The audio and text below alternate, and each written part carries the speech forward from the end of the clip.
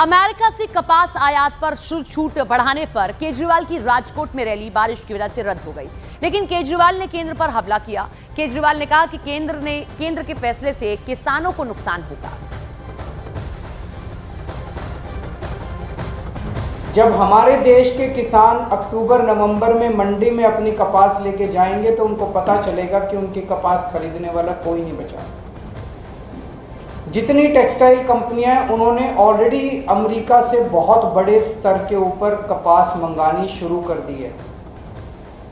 केंद्र सरकार ने पहले ये ड्यूटी 40 दिन के लिए हटाई, 19 अगस्त से 30 सितंबर तक, लेकिन अब ये एक्सटेंड करके 31 दिसंबर तक हटा दी गई है।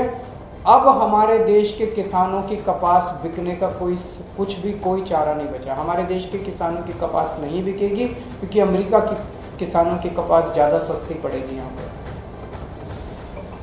हमारे देश का किसान कर्जा लेके बीज खरीद तो चुका है, खाद खरीद चुका है, मजदूरी पे पैसा दे चुका है, सब कुछ कर चुका है। अब वो कहाँ जाएगा? कर्जा कैसे चुकाएगा?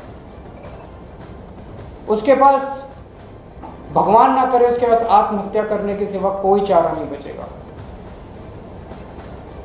2013 में गुजरात में लगभग 1500 से 1700 रुपए प्रति मन, 20 किलो प्रति मन के हिसाब से लोगों को, कपास के किसानों को अपनी कपास के दाम मिला करते थे।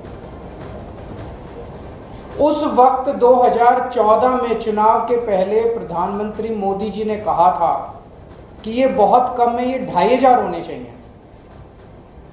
2500 तो होना दूर, 1500 रुपए 1700 रुपए उन दिनों में मिलते थे, आज से 11 साल पहले मिलते थे।